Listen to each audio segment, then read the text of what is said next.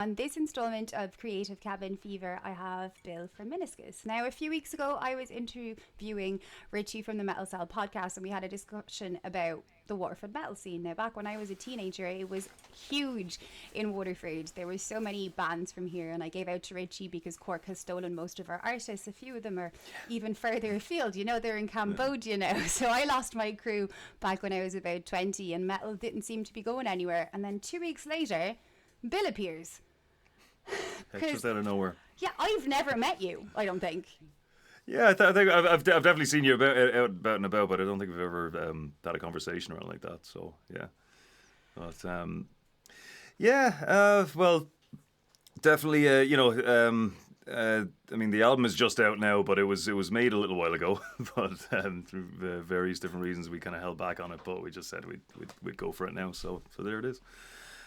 So yeah, that's it.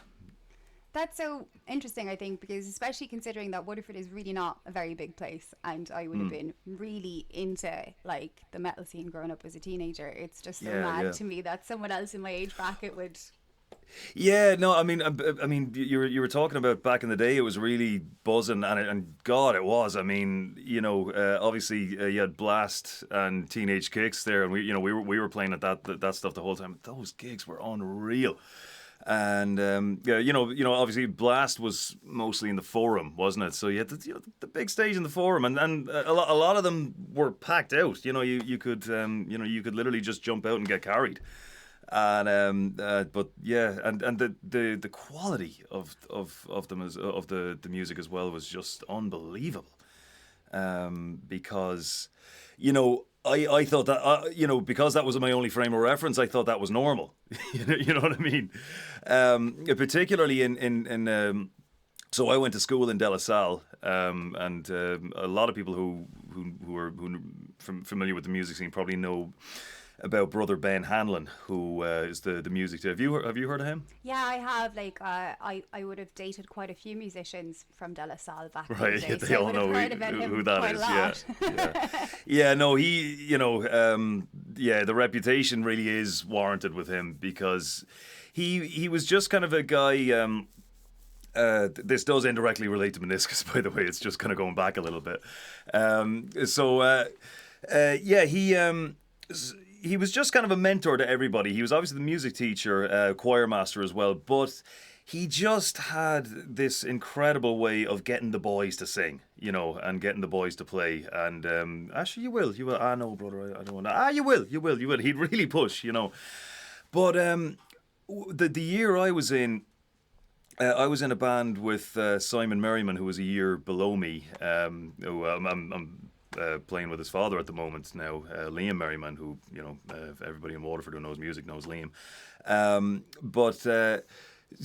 the year below me and the couple of years ahead of me as well, the musicians, there were so many of them and so good. I mean, I was just a small fish in a big pond. Like the guys, you had the Troubadour guys, they became Emperor Paul Savage, Fennessy, Philip Christie, Simon, loads of other guys as well who were just crazy good. Niall McFeely as well, who was again in the same year as Simon, and just this unbelievable talent. And again, I thought that was normal, you know what I mean? But God, it wasn't. That was a crazy kind of like period where you just had these kids who were like on a semi-pro level, and the great thing about it was that it was competitive. It really had that edge to it as well, which just made the quality, crazy. Way above and beyond where kids like us had any business being. So yeah, it just made for a really great scene. I agree, and like back to the metal, so we had Downfall and then so many other bands like that, and Brendan Gallagher and Murph. Oh, Downfall, yeah, and they were. So much incredible music, but like, yeah, a lot of people forget that Emperor started here, because for them to make it, they left Waterford, went to Cork. Cork likes to steal people. We had the same thing with Elia Kay, but they moved to Liverpool, so that was a little bit more. That's right, yeah. And Great Ocean Divide as well, I think. They headed down too. What was it? Yeah, so you know, it makes sense. So, you know, I suppose it can't be too mad, but but yeah. So I suppose it's not really the same anymore now. You know, as for, you know, what happened, assuming something did happen, I don't know necessarily that it did, but yeah. When fast forward then, when Meniscus were playing, there were definitely other bands there as well. You know, we did a lot of gigs with 12 Gauge Outrage. So some of those guys like Billy Hearn and was on drums, at least when we were playing with them. And you know, so we practiced a lot in the Manor. That's where we recorded a lot of most of the album actually was recorded in the Manor. It's some parts were here as well, but in Five Valley Lane. But um, yeah, so that was a great space, and that's on the back as well, just to kind of the little shout out, but Yeah, because and I sorry, go before ahead. that we had Ruby Music. So before that, I would have started off in a punk band when I was 14, 15 Yeah. in Ruby Music. And then coincidentally, a decade later, I ended up working as an intern in Ruby Music. And that's how I got my start in the music industry, doing what I do Is now. that's Tyker, is it? Yeah, in Tiger. Yeah, yeah. We in Jilted Stranger, the band I was in with Simon, we were I think I was about 14 or so when we started, so we were Riot when it was me, Simon, and Niall, and then we added Luke Heffernan when we needed a second guitar player. Then we became Jilted Stranger. But yeah, we recorded a demo in Ruby Studios there. We did 3 songs in there, and it was great as well to actually go into a studio, just all bright eyed and bushy tailed, just sort of looking up, you know. Yeah, yeah, yeah, yeah. And the nerves as well. I mean, you know, obviously you think in studio you can do as well, not as many takes as you like if you're under certain time limits, but you'd think that would be a comfort. I mean, it is now. Obviously, I've got a bit more experience with it, but back then it was just like, you know, okay, go. You know, just freeze, and then listen back and cringe. Okay, no, do it again. Yeah, that was great. So yeah, Ruby's was cool. Yeah, Alex, I think. Yeah, Alex Jones is Yeah, my old boss. Yeah. yeah, that was the guy. It wasn't just him. I remember. I can't remember who else there was with him, but There is a few different people with us over the years, and even yeah, like I would have started there as a teenager and then went back as a girl in her early 20s, and then right, right. so yeah. Mm. Yeah, but it was great to have space like that, and you're right, the manor is similar. So I think that's definitely one of the things that's missing in Waterford right now is a space for teenagers to create and learn. Yeah. I mean, I think the spaces are there if you know. I think if there was a bit more of a push on the part of them, I think it's there if it's looked for. You know what I mean? I don't. I wouldn't say that there's nothing. You know what I mean? Obviously you've got there's still Tyker. You know, there's still spaces there. There is the Manor as well, and you know that's very open. I mean, Pat McBride, Patricia, that is McBride, does a great job facilitating that. I did a kind of an internship there as well, just running the studio there. So just kind of helping out, keeping it running, make sure that equipment is in check, and make sure we have what we need and all that. And myself, Jim McCabe as well, who's a great sound engineer, really, really well thought of, always does a great job when it comes to the live sound. That's kind of, I definitely know my way around a studio, but live sound is a bit of a weak point of mine. But Jim is fantastic on that end.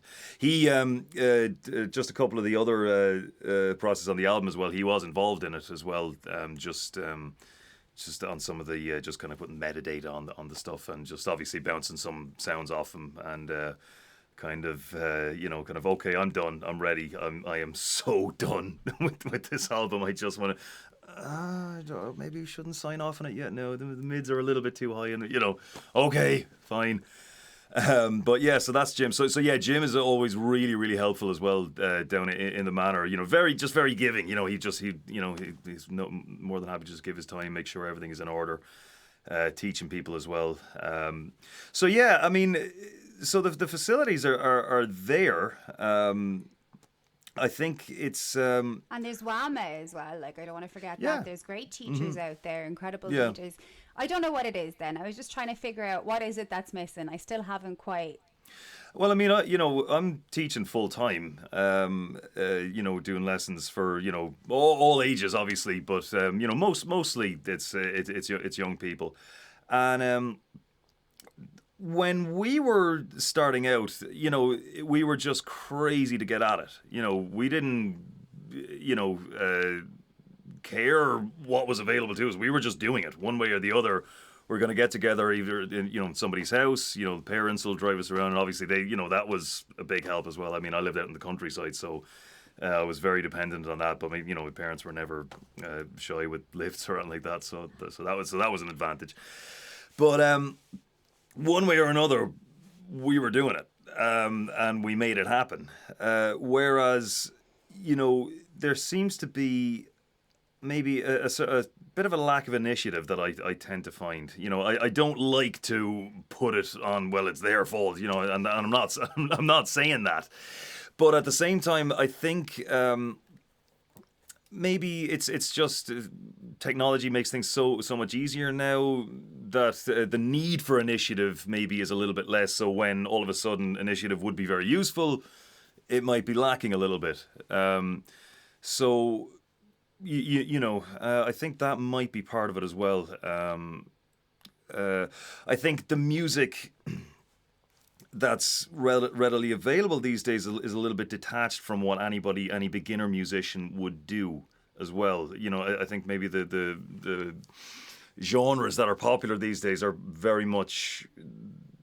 They're not very raw, if you know what I mean. So there's a real disconnect between the few basic chords that you're going to play when you're starting out versus what you actually hear on the radio, which is not always true. But I mean, if you listen to, back in the day, even though they were before our time, we were still listening to, Nirvana, Green Day. Yeah, you can just power chords and basic, and you can hear it there. You can hear yourself approaching it. So you could see yourself doing it if you just pushed a little bit more. I don't. Obviously we don't want to be too doom and gloom. It is still happening, but there is something. It's definitely kind of the heat has been turned down a little bit, and maybe. That might, what we just went through there might have something to do with it. But sort of the drive is the biggest difference to me, and I don't know where that's gone, but I definitely see a difference there for sure. It's just as I said, when we didn't have to be pushed by anybody. We had more than enough. We just desperately wanted to do this. I think a part of it as well is a huge motivator. I think possibly for young people, I would say probably by a mile the biggest is social prestige, which is. I mean, if like back in the day, if you were in a band on stage and blasting Teenage Kicks, I mean, you were it, you know what I mean? And I wanted that, and, we wanted that. And so, whereas I guess it's not as big a deal anymore. Maybe. Is it? I don't know if I'm right about that, but... Well, we don't have teenage nights anymore, so that would definitely be something that could probably help. I don't even think schools do, like, showcases or anything like that. It's a great question. It's very, very frustrating. I mean, because it was just, like, the memories we had from Teenage Kicks and Blast back in the day were just great. My picture was used for a Blast poster one year. Really? I'll never forget the time I was like the Blast poster for Troubadour and awesome. Look what a good time she's having. Let's go. Look at her. Look at her in there. Yeah. Like, that was cool. That was a nice little shout to fame. I was like, oh, my boys love me. Yeah. I'm that girl. Poster girl for the music industry always, it seems. No, but there's not that forum. So you're right, you can't really seek out to do it. Now, as I said to you before the interview, there is an incredibly interesting group of 15-year-old boys who are really into the metal. Their name is Black Roses, but they are yet to find a lead singer because nobody in their age bracket is interested in singing the metal. Yeah, that's tough. I mean, I suppose their only choice is just to keep pushing, or one of them that's already there, just give it a go. I'm pretty sure that's what happened to Dave Mustaine. I think I think if anybody who knows Megadeth knows that. Old Dave is not necessarily the greatest singer in the world, but he made it. Yeah, I mean, I don't know now, but I think what happened was, broke off for Megadeth. Okay, well, I know I can't sing, so I'm going to need a singer. But presumably egos just kept on clashing, so he just said, fuck it, I'll just do a singer. I'll just do the singing. And he made it work, you know what I mean? So that's what I would say to them. Don't just don't just keep waiting. Just make it happen one way or the other.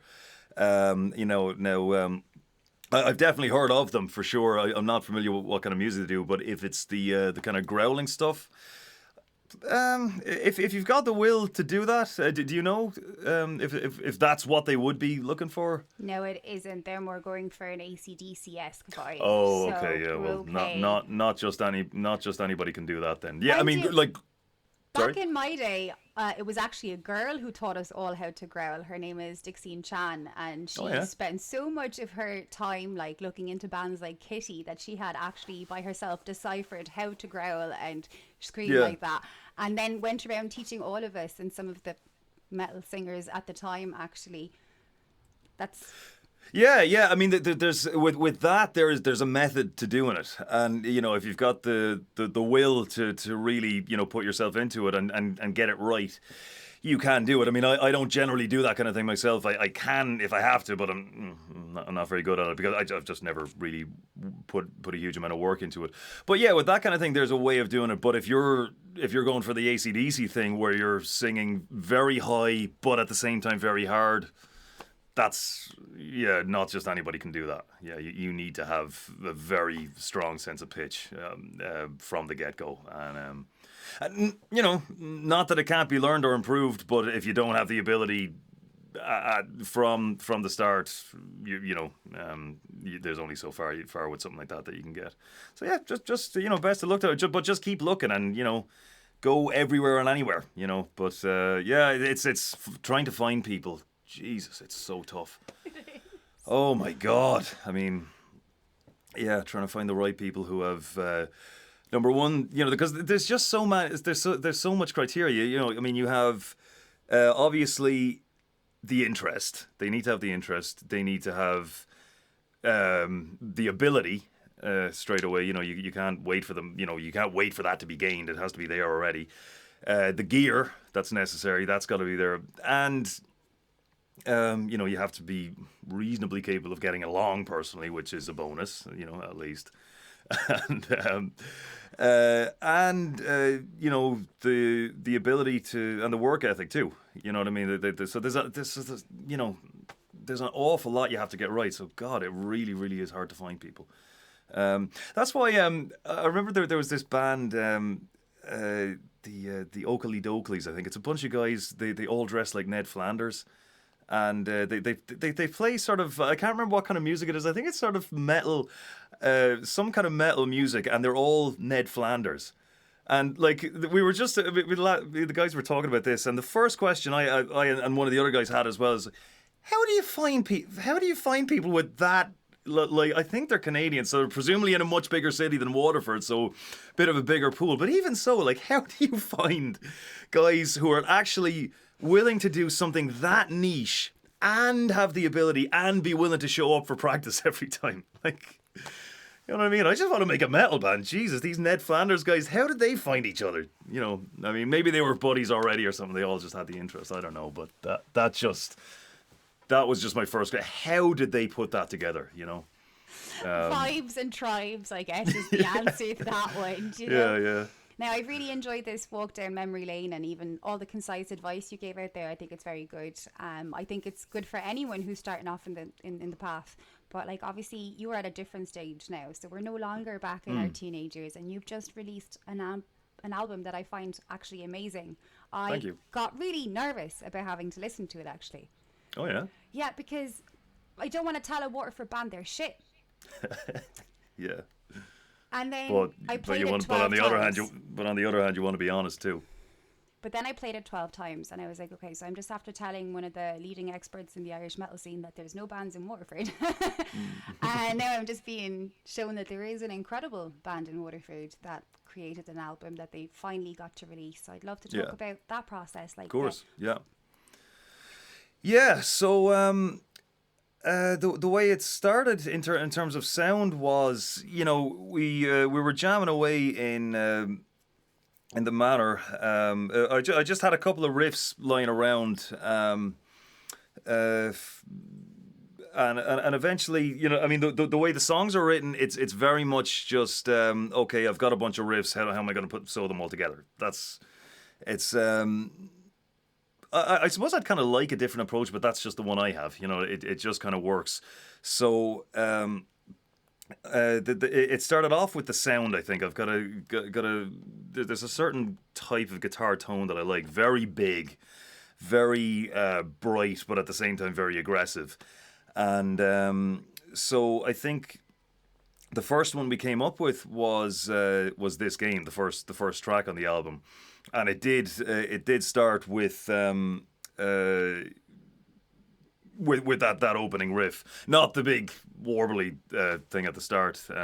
That's actually just an acoustic guitar playing a big low note and then stretched out, and it's kind of layered up and all that. It's not just that, but yeah. So for example, with that sound that I've got on it, it's. Sorry. Basically, the way it is I'm in my favorite tuning, which is drop D. So you just basically tune the guitar normally and then take the lowest string down a bit lower. So like a lot of people are saying it's kind of typical of metal to be, you know, really detuned, and you know, basically just take the whole guitar, tune it way down, so you just get that big, real low end, heavy kind of sound. But I've always said that you don't need to detune that much to be heavy. So I just go down, just take this one down, leave it at that, and that's the lowest note I can hit. So so then what I did was I just put an octave lower, so you know, kind of eating my own words here about detuning. So basically take it down 12 semitones, 12 frets, down an octave, and put that through the distortion, and then so that's how that sounds. So it's basically just a lot of distortion, an octave shifter, and a bit of chorus. Chorus I like, so it's basically kind of makes the sound kind of watery, kind of metallic-y, shiny kind of sound. I really like kind of big chords played with that as well. That's another thing I'm a big fan of is nice chord progressions. So then I just liked how kind of obnoxious it sounded. You know, just that big. So if I could just make it a little bit more, so I could hit it harder, which will do it. Or so what I actually do is I'm just going to go behind. This is called the nut. So just go behind there and.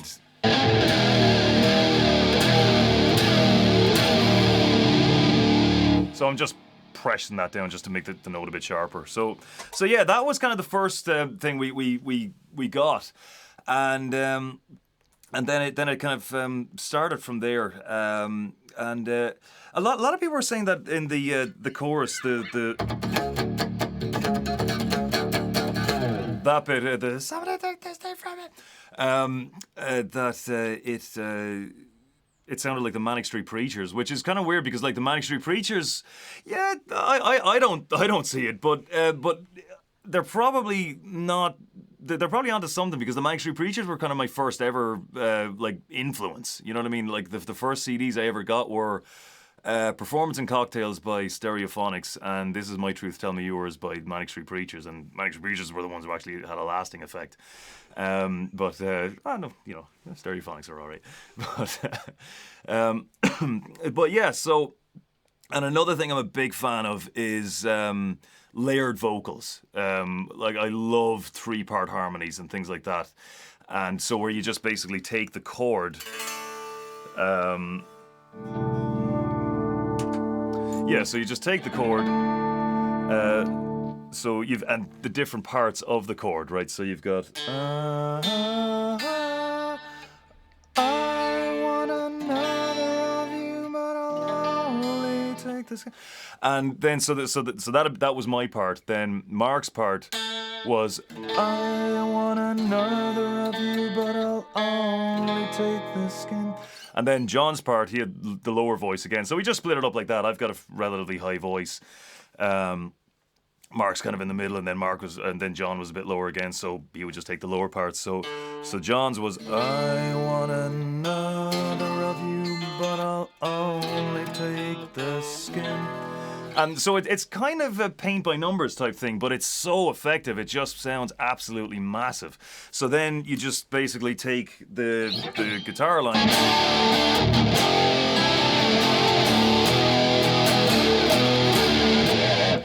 Just do that, record it once, record it twice, put both takes on the hard left and the hard right, and then you've got this wall of sound effects. So that's something I'm really big on. It's just things sounding not necessarily super aggressive, but also not super aggressive either, but just big. I love just sort of big sort of sounds where the entire panorama, whatever you want to say, from left to right is covered. There's something there on all of it.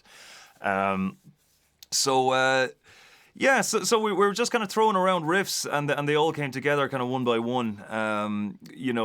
There was a very kind of we've got most of it was metal, but again, I was saying earlier on that I'm not really all that interested in genre and subgenre and picking sort of what genre is Meniscus in. I guess sort of prog rock metal melodic, something like that, because there's other ones as well that are not metal at all, like Pass Me By is much more a kind of,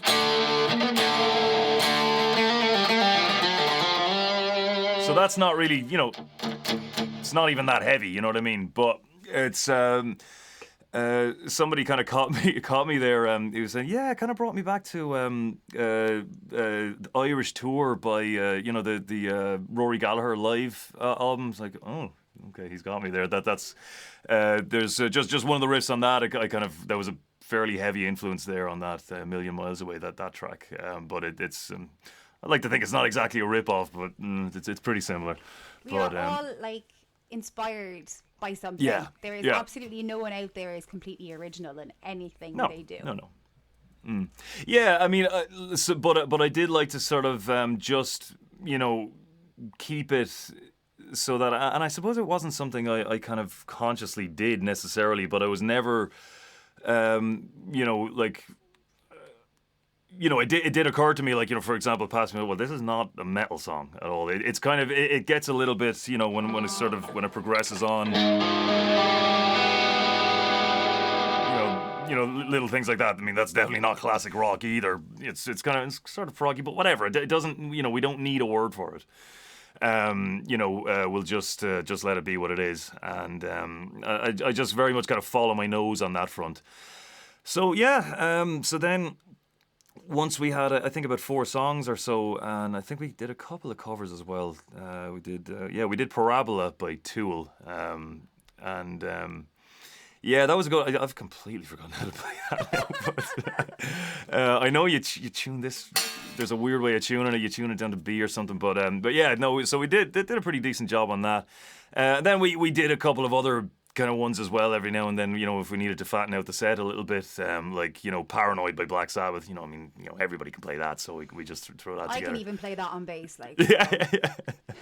Yeah. So gig wise, the first one was Sal's, and we had tons of gigs in Sal's. Sal's was great. Marcus, guy who I don't know if he owns it, but he runs it. He's the main man in there. But he was always really, really accommodating. So it was great that the stage was just big enough, and just really nice and close. Kind of just bar, kind of back around there, so people could stay at the bar and still have a full view of the band. And so Sal's was great. We did a couple of one or two in the Manor as well, actually, in the kind of the big cafe kind of area that they have there. Not too many places in Waterford that would do gigs like that. But Sal's was always good to go. You know what I mean? We would have 12 gauge outrage as well. We did a ton of gigs with them, and yeah. So that was always the kind of the go-to place to play in Waterford anyway. Yeah, I used to run nights in Murphy's for years. Yeah. Murphy's was great. I remember we did a gig. You mentioned Downfall a little while ago. Yeah, with Jilted Stranger. Yeah, we did a gig with them, and because and that was really really cool as well because we were on before them, so we did our set, and like at the time I was not. I definitely wouldn't have called myself a metal guy at all. You know what I mean? I was very much just kind of rock and but. And I always kind of turn my nose up at the sort of the growling singing. I just, but it took me a long time to. I mean, when I was about 16 or so, Mark was listening to Metallica, and like Battery, the first song on Master of Puppets, and even that, that sort of that trash beat. It's pretty much exactly what you have on Silent and track 2 on the album now, but even that was noise to me. That's just. What is that? That's just come on. That's not music, So yeah, I had a very light kind of palette, fairly late. When most people who were into the kind of stuff I was listening to were getting into heavier and heavier stuff, I wasn't. I was kind of Muse were my absolute favorite. At the time. Not so much these days, mind you. Their later stuff has been a bit disappointing, but I suppose that's kind of always the way, isn't it? But yeah. So I was kind of the whole growling thing was just whatever. But then when I actually saw them doing it, and and they had two. There was Brendan and Val, was it? Yeah. Yeah. And the two of them doing it, kind of going back and forth, and just the visual of it was kind of. Jesus, okay, this is actually kind of didn't want to admit it to myself at the time, but like just I'm enjoying this. This is very entertaining. Like, yeah, so yeah, they were really really good, really really aggressive. Yeah, but Murphy's was a great place to play. Just really raw. The kind of dinginess of it, but in the best way possible. Like so that was really really good. And like we had drones as well in the forum. I think a lot of the scene kind of died when the forum closed. Like, do you know what I mean? Because there was less and less venues possible. So like. Yeah, definitely. The forum, even just the nights in just the kind of the more nightclubby kind of nights in the forum. Those were great. But they kind of resembled just because of the sheer atmosphere of the place, they kind of resembled a gig as well. So you really kind of had that as a kind of a main hub for all of that kind of stuff. And yeah, drones as well. That was a big one. Yeah, again, like, Jilted Stranger, we played loads of gigs in there and they were hopping. You know what I mean? It was a pub, but, it may as well have just been like a pit. Everybody was just there, banging away. And it was just so... It was just intense, it just seemed very real. I presume a lot of that perception of it that I have just has to do with what age I was. That was the, formative years, so I guess everybody feels like that about. But I can attest that what we had here was incredibly special. That's where I'm leaning. A lot of people would say no, that was just when you were young. But I don't. The noisy plug sessions in Sal's were something completely out of this world. The National Lottery doing gigs on the plaza with the likes of Keela while they were actually doing a live draw, that was something out of this world. Yeah. One time with the Arts Council, I helped organise a whole day of music in Waterford called Waterford Loves Live Music. We had something like 18 bands in the middle of Red Square. We don't see good stuff ones like too. that anymore. Yeah. Yeah, that's it. Like, it's not just that a whole bunch of people are doing it just because they can. No, they're good. They're serious about it. Some of the gigs were I remember as well, just as an example of the kind of quality we were talking about. I remember we did a lot of gigs alongside. At the time, they were called the Gentlemen's Club or the Gentlemen. So I think it was Philip Christie, Anthony McFeely, Niall McFeely, a couple of others as well. They're escaping me now. I should remember. But my God, if you saw these guys live, these were kids at the time. They were just a little bit older than us, but still teenagers. But Jesus, I mean, they were just so good. Same with the Troubadour guys as well. I mean, when you kind of listen back to this, maybe it just kind of, again, because that was my frame of reference at the time. Maybe just at the time it sounded a little bit better than it was. No, it was that good. It was that tight. And like we had Trilo and Gorbachev. Yeah. And Gorbachev were amazing. And then Elia Kay. Like everyone always asked me if I could pick one band to bring back from like the dead, who would it be? Yeah. And every single time my answer is Elia Kay. Like I remember when they did that gig. Oh my God. They did this gig on the rooftop of Philly Grimes for Spree Weekend. And that literally, for the rest of my days, will be remembered as one of the best gigs I ever attended in the history of the world. Yeah. Elia Kay were... Who was in it? Oh, so Bob Fromm, because he was in everything. Oh, okay, right, yeah. So Bob Fromm is always in everything. Back in our day. There was, oh God, I can't remember. I think Spud was in it. You know, okay, yeah. He's now off with Lankum. There's I can't remember properly because all the bands back then as well kind of, it's hard to remember historical like proper. Yeah. I don't know, was Scanny in that one or was he not? Oh, I don't know. Yeah, I mean, you mentioned Trilo as well. That was another, like, you know, because I saw them at one of those blast gigs, and they were kind of doing the, you know, the kind of the pop punk kind of stuff. And, you know, and I loved that, and back in the day. And I just saw them up there, you know, on this big stage, doing it just like Green Day would or someone like that, you know, and just like, oh my, they are the coolest guys ever. Imagine if I could be standing, you know what I mean? And that kind of, I suppose it kind of goes back to the whole social prestige thing. As I was looking up at these guys thinking, oh my God, imagine if I could do that sometime, you know, and... Yeah, and but some of those blast gigs in particular, they will never leave me. Like they were just so intense because the way I kind of went at it on stage as well was, you know, always kind of very physical. I was never relaxed on stage. It was always moving. The way I sing is you know, kind of high and hard. You know what I mean? So whenever I'm doing it, it's always a huge physical effort. So I'm always, you know, bucketing sweat. You know, on, you know, some of the long notes, I kind of get, you know, maybe a bit lightheaded, and then I kind of come back a little bit. And just the experience of it is just so intense and so real. You know what I mean? It's you know, and you just every part of it stays with you. You know, obviously the sounds, but the sights, the way the lights were too hot, and you know, making you sweat even more. The smell that was there at the time, it all stays with you as kind of one package of this experience.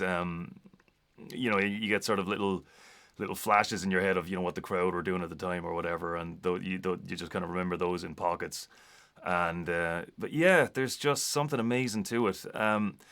But for it to work, for it to be like that, for it to be sort of so amazing, and you know, just the way, you know, both of us remember it as this thing that, like, you know, was really was something special, and it wasn't just because, you know, that was just our formative years. There's a lot of ingredients there that need to be in place, and they're not easy to, you know, you can't just put them there.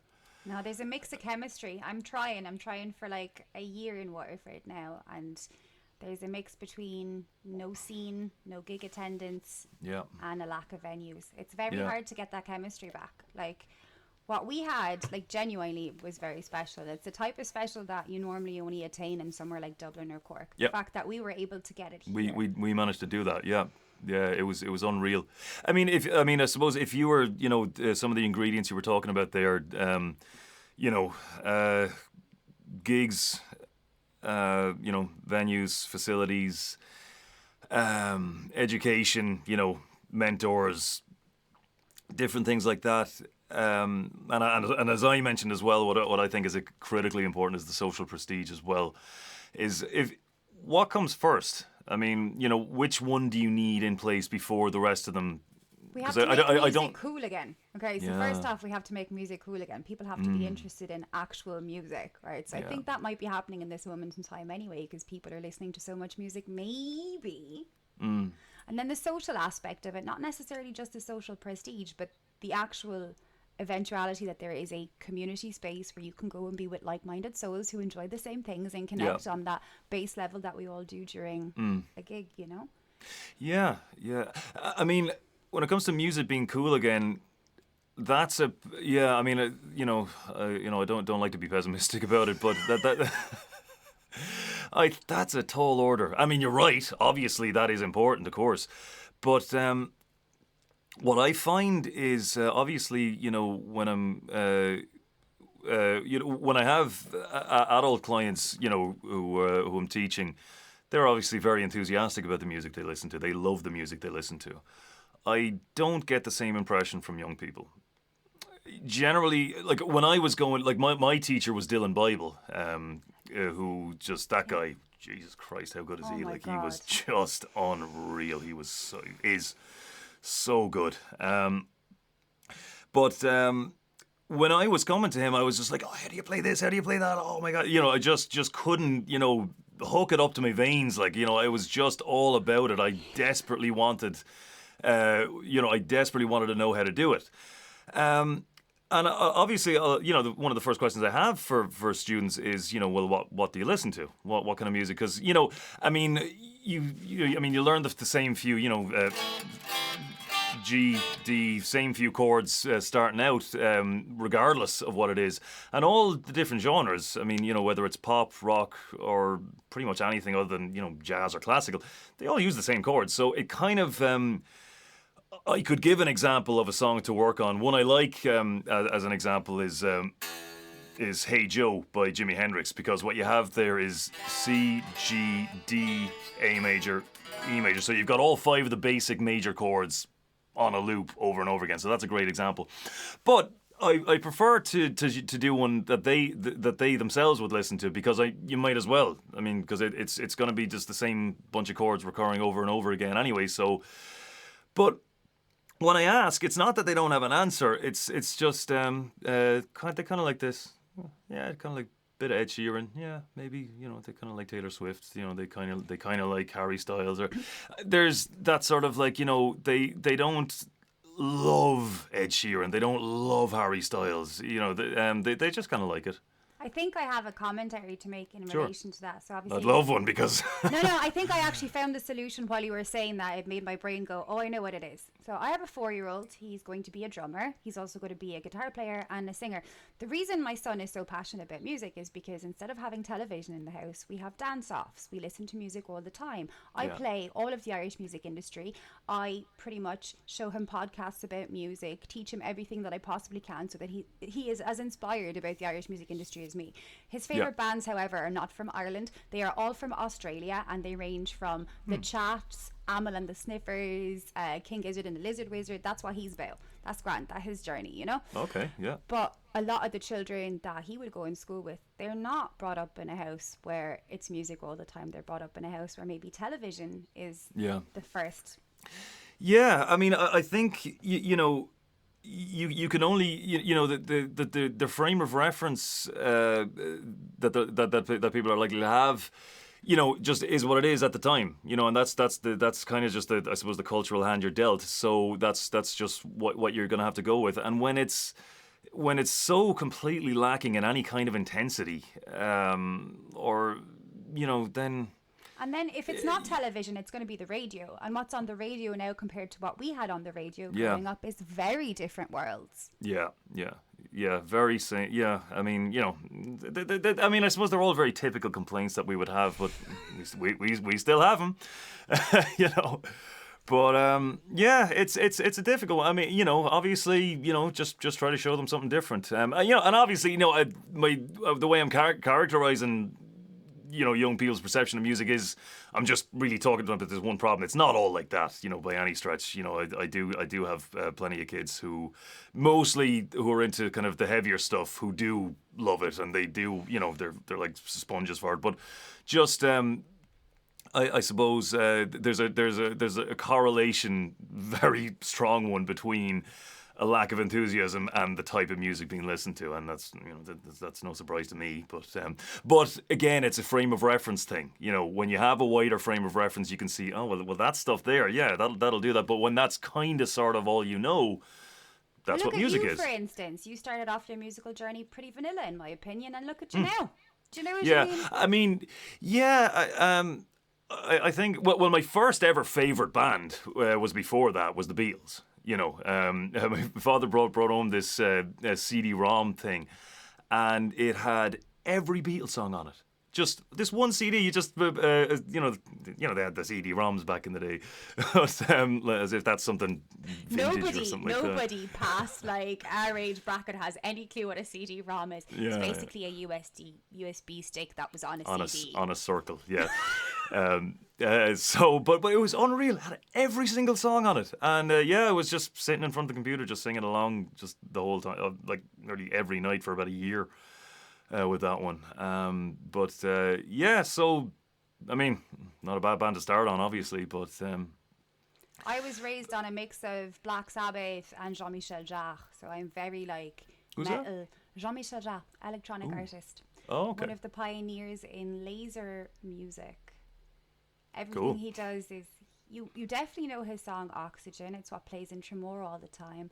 Doom, Oh, okay. Doom, doom, doom.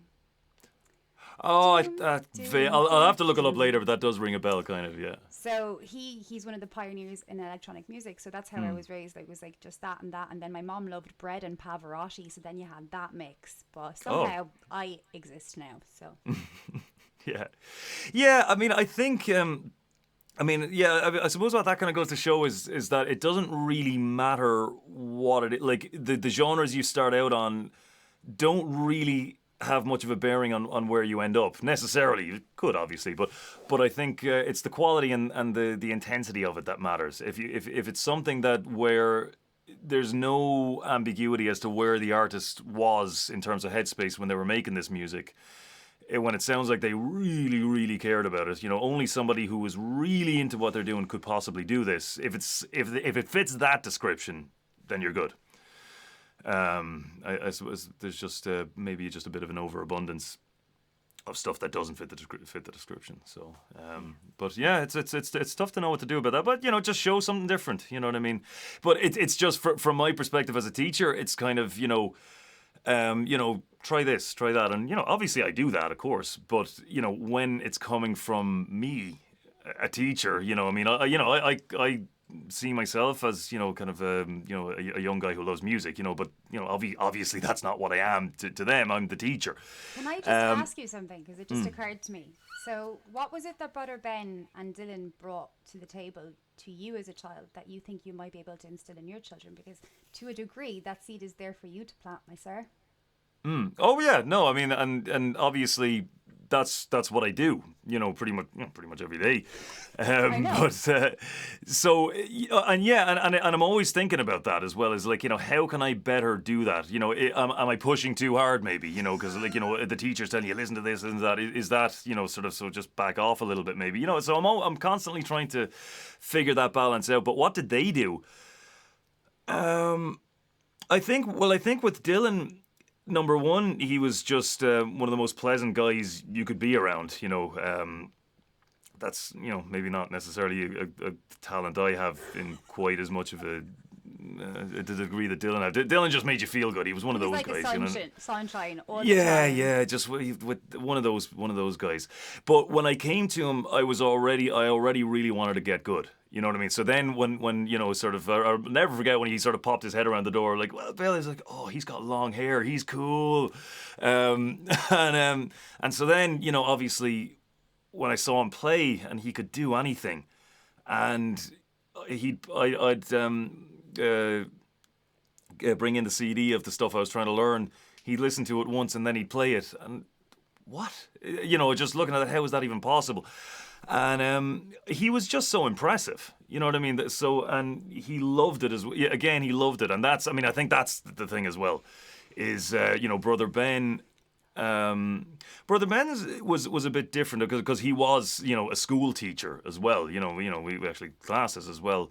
He was the choir master. And I suppose with Ben, it was a bit different because when I first started being in the, going to the choir, I was, very stroppy teenager with a chip on my shoulder, and that didn't necessarily, we didn't necessarily have the most positive relationship at first, because not not that that was his fault, but so. But he was just kind of always there. He was the De La Salle music guy. Everybody, when it came to sort of, playing, doing, shows or anything like that, Brother Ben was the guy. And he was always there for it. And he was always passionate. It was kind of seemed like all he cared about. Probably was. You know what I mean? And I think, and his musical approach, I remember always kind of butting heads with that because it was quite different to how I would go about it. But that didn't matter. That wasn't really the point. It was just that, it's hard to put my finger on it, on what exactly it is that he gets and has been getting for decades so right.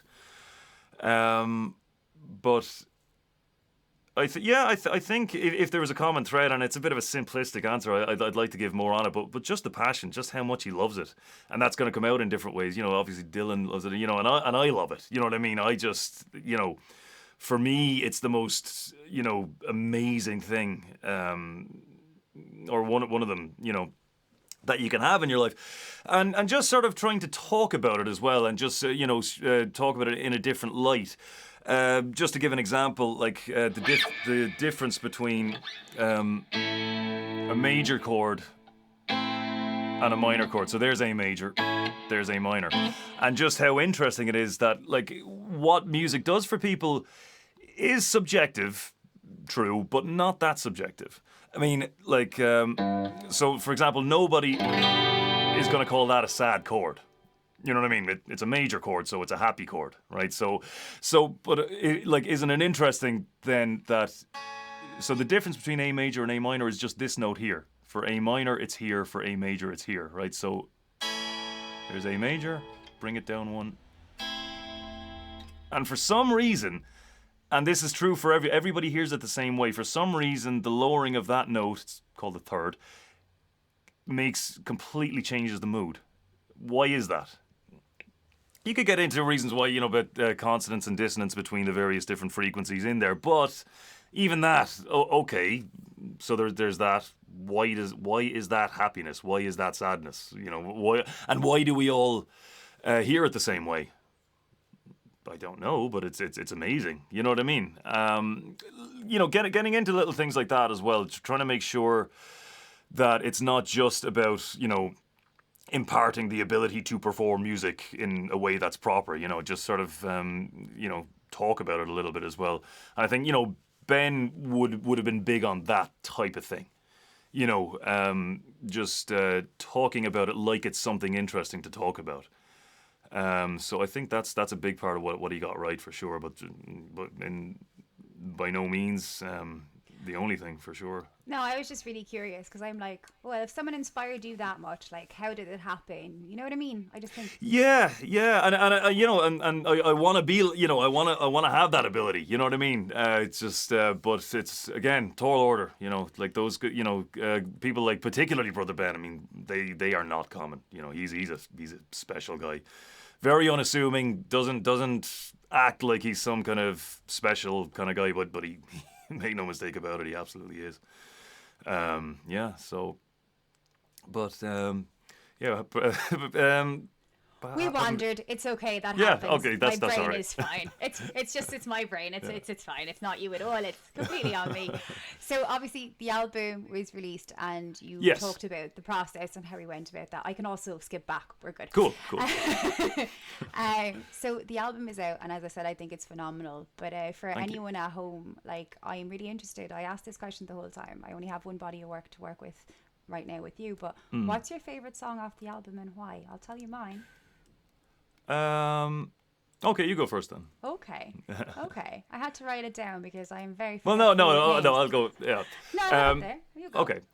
My favorite is probably, definitely at the time of release, I thought this was maybe not quite so much now, but The Needle is probably it's probably the most, I suppose, the most musically sophisticated. I suppose if without sounding, cocky about it, but it's just in terms of what actually went into it in terms of composition. There's the most in it in terms of just musicality, if you know what I mean. There's just quite a bit going on in it. So I would say The Needle, and then beyond that, then probably This Game, maybe. It's just kind of the most fun one, I suppose. But yeah, so in terms of the reason why, like, my approach is like when it comes to what I like about music, it's very much kind of the technicalities of it. I like, you know, that chord progression works there, you know, or that the interval between this voice and that voice just does exactly what it is I need it to do, and that's why I like it. You know what I mean? I suppose, you know, I quite like Follow as well, but if I had to pick a favourite, it'd be The Needle. I like that question, Bill, because a lot of the time people release music and their most famous song is very rarely the song that they prefer off the album. Oh yeah. Didn't Radiohead go for years and years without ever playing Creep? Yes, because they really don't like it. And if you think back on the first album, like Pablo Honey is so different to anything else they would ever create. So yeah, to them that was like another lifetime. Do you know? I saw a really powerful moment though, where I think it was, I can't remember where it was, the first time they actually went back to play it again. Like, just the whole place just in floods of tears. Like. So pretty cool that they got to have that moment. But before that, you know, not knowing that they were ever planning on doing that again, my attitude was, lads, your fans love you. Do them a favour and play the bloody song, would you? You know? Yeah, that's a hard one as well, because I'd say any modern Radiohead fan probably doesn't even know what Creep is, or that was probably one of our gateway drugs into who they are. Like, you would have heard that and went, what the fudge is this? Ooh, yeah. Yeah, I mean, and just in terms of kind of my approach, like, you know, what will get me to write a song would be some kind of musical quirk in it that, like, oh, there's something interesting about that. Like, you know, like the follow chord progression. Those two chords together. They generally, if you're gonna put that's an E minor and a C minor.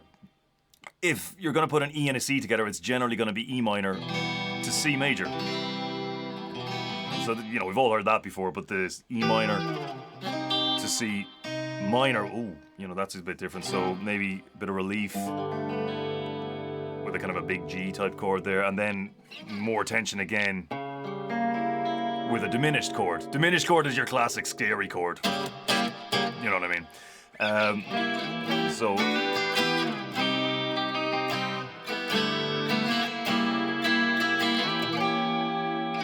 So there's a lot in, you know, there are notes in there that you wouldn't expect, and it just takes kind of musical twists and turns that's what will kind of draw me to something that'll sort of make me, if it's sort of whereas I think other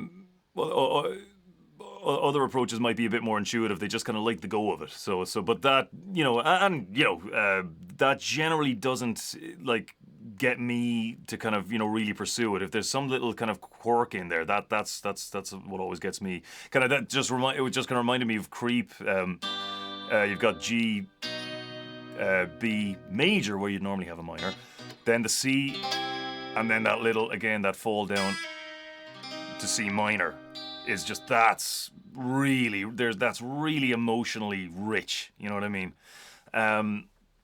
But yeah, again, that's what would initially draw me to the song is just that little, like the way, you know, and he's picking it as well. That note there, that's a real little change that if everything is kind of normal, that wouldn't be there. You know what I mean? That's kind of a little deviation from, you know, what would normally be in that key of G. But yeah. How do we get onto that? Look, again, probably my fault. I'm really enjoying this because, from my point of view, like I look at music very differently to you, and I imagine people out there will look at music the way you do, and people out there will look at music the way I do, and it's important to have like creative conversations about it. So absolutely, yeah. Because it is interesting. What exactly is it that does for you? Why do you and it's very difficult. That's the thing as well. It's very difficult to find words to really illustrate what's going on. Obviously, because it's so nuanced. Of course, it is. I mean, but So I'm drawn in by bass lines and lyrics. Like to me, music is poetry in motion. So to me, to have a truly impactful song, like melodies are great. I really enjoy a drum beat, but it has always been bass and lyrics. That would be my first. Any particular of kind of well-known examples of a bass line that are really kind of draw you in? See, like it's not even it's a feeling. I need to feel it in my stomach.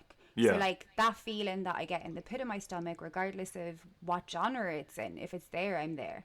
Yeah. Or like there's an Irish band I really respect. They're called Bamba. They're an electronic outfit that started during lockdown. Actually, when I met them first, they had 26 like subscribers. Now we're up into like 400. So it's just nice to see someone. Nice, very good. Yeah. But like they write really powerful songs about like awareness and growth. Like their latest release, Feather, is that really famous speech at the Oscars where they sent up the Indian chief, Little Feather, to refuse the Oscar. And it's just done in such a powerful manner that it just amplifies the message. Yeah. Do you know when music can just like take beautiful words and make them even more beautiful? Yeah, they kind of couch it in a. I mean, the words themselves will have their context already, but the music itself will couch it in some different kind of context that only adds. It doesn't distract or replace. The action. Have an emotional attachment to music where you will have more of a technical attachment to music because our ways of viewing it. So like even me being able to explain to you how something makes me feel, I'm not very good at remembering. I always know the feeling. Yeah, exactly. But what I'm interested in is just the gap or the bridge between those two things, like what I was talking about, major and minor, and the fact that that's not really subjective. We all feel that roughly the same way. And you can go on with it. I mean, obviously I was saying, the diminished chords are your scary chord, then you might have suspicious chords. You know what I mean? And again, it's when I say suspicious, like you know what I mean. It's not. No, that doesn't sound suspicious to me at all. It's. But yeah, that sort of musical context is very, very interesting. Like, and the same thing in a different for example, if you just simplify it to just music as opposed to just a wider message. It can be so different between one and the next. For example, if we're talking just a simple melody, like let's say just those notes. So then with this underneath it, it's just gonna happy, right? But then if you have maybe a different chord underneath it, all of a sudden, it's kind of almost tragic. You know what I mean? It's and exact same three notes, and it's just three. You know what I mean? But the context that it's sitting over is just completely different. So the melody itself sounds completely different, even though it doesn't. It is the same melody. But yeah, and again, that sort of feeling that's drawn that's drawn on you by those changes, that can be it's strange because on the one hand it can be totally quantified and just so we can say exactly what notes those are and understand that completely. But what it does to us, Jesus, I mean, where does that come from? That's and the fact that it's again not always the same. Different songs and different songs will do different things for different people, but it's never that different. You know what I mean? It's fairly predictable, which I find very strange. It shouldn't be, but it kind of is. Not always, of course, but you know, it's just interesting how it all ties in together. From the things that are perfectly measurable to the things that are not even remotely quantifiable. Yeah. But even the fact that you can be in a room with like perfect strangers and in the moment of a gig, all of you completely like be submerged in the exact same thing, feeling what I can only imagine is similar emotions. Just Yeah. it's tribal, man. Like Yeah. It's just that sound can do that. Yeah, it's very strange. I suppose if there's a collective understanding of what the intentions are behind the sounds that are being made, I guess that helps. But yeah, it's still a bit mysterious, all right. I found this interesting, really interesting. But obviously, we didn't cover much about the album, so I'm going to try and get us back on track. But you know what, though? This is kind of cool because now people are like, this guy's super interesting, knows what he's talking about. His album must be sublime. And those people would be completely correct. Cool. So, the artwork for the album is something I wanted to touch upon. So, obviously, I know the person who designed it, but I'd like you to give me a bit of the story on how it was actually accomplished. Because I think it's really important to actually denote the artists that are involved in the entire creation process. Well, so it'll be up anyway, but there it is. So Lee Hennessy, or Henna as I call him, most people call him. So he's an architect. He would, with modesty, he'd correct me and say architectural technician, but he's an architect. So he's got a very strong background in CAD, computer automated design. So computer drawing. Really knows his way around it. So I can't remember. I think it was. I think I asked him to do it, or maybe he suggested it. I think I asked him to do it, but his idea was just to sort of base it on an actual meniscus. For anyone who doesn't know, it's as well as being one of your knee ligaments. That's not what I had in mind when I came up with the name meniscus. It's the little curve on the edge of the body of liquid that's created by the surface tension of it. So he went into detail about the actual physics behind it. So he got a whole bunch of different diagrams of the specific angles of that are created by a meniscus, and incorporated those into the design, and which was kind of a cool idea as well. It was that he sort of some of the outlines as well. You can put it up on the screen anyway. So he kind of left those there as well, just to kind of illustrate how it was done, but without it being too meta as well.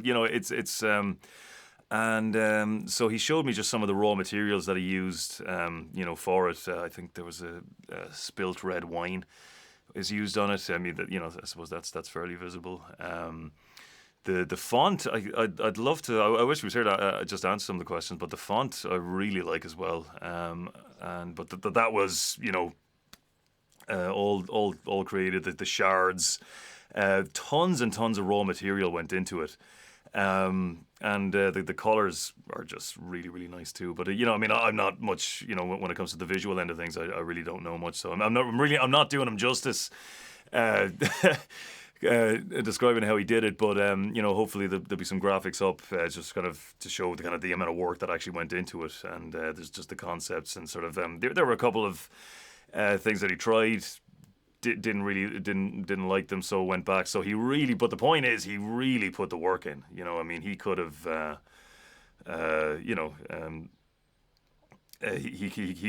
he could have made it a lot lower effort than he actually did, but he really pulled out all the stops to make the absolute best possible thing he possibly could. So, I think it shows. I think it looks amazing.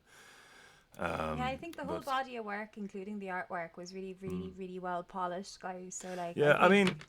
So, sorry, and just to keep in mind as well, there's the back cover is different. There's the CD itself is different. The CD. So, where can we buy your CD? Is it available on Bandcamp?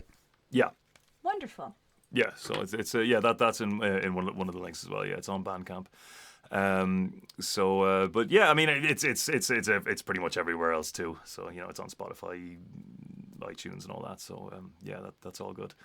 But yeah, if you feel like it, that'd be awesome. Yeah, so yeah, hats off to him. It was really really good. So and if you want your album art done, get in touch with him because he's really really good and just a real workhorse of a guy in general as well. So yeah, we were great to have him on there. So Yeah, and I yeah. love Hopefully it. we can illustrate sort of just sort of some of the stuff that went into it as well because just to actually put in the work and to look at what a meniscus actually is and get the dimensions down, just not just to kind of just sort of draw one, to actually create one mathematically and put that on the album cover. I mean, that was just really really cool. So Yeah, and I love that you're actually talking so passionately about the person who designed your album because most people don't even want to talk about that. They're like, oh, it's just some artist, but they don't realize the amount just of some guy. work. Yeah, Some no, there dude. was. I mean, yeah, but I mean, he's a friend of mine anyway. So, but still, the work is what it is. So, and credit where credit's due and all that. So, yeah, so yeah, couldn't have got a better guy to do it. No, I agree completely. Now, unfortunately, our interview has mostly been reminiscing on the past, talking about the beauties of music and how it has different aspects and effects on everyone, which I've really enjoyed. We didn't get much time to cover the album itself, so all I can really do is urge everyone out there to go listen to it, because if I listen to it 12 times on the first day, I imagine it'll have that effect on at least one other person.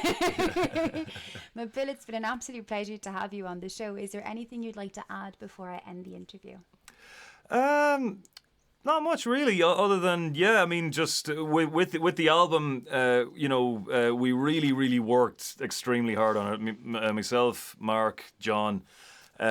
So to make it as good as good as we possibly could. I mean I used a Gojira song as the reference track when I was mastering it. So basically, it's just if it can stand up to this, then we're good, and it does. So so as I said, we worked really really hard on it. It's as high quality. It's the best I can do. And I'm quite happy to say that.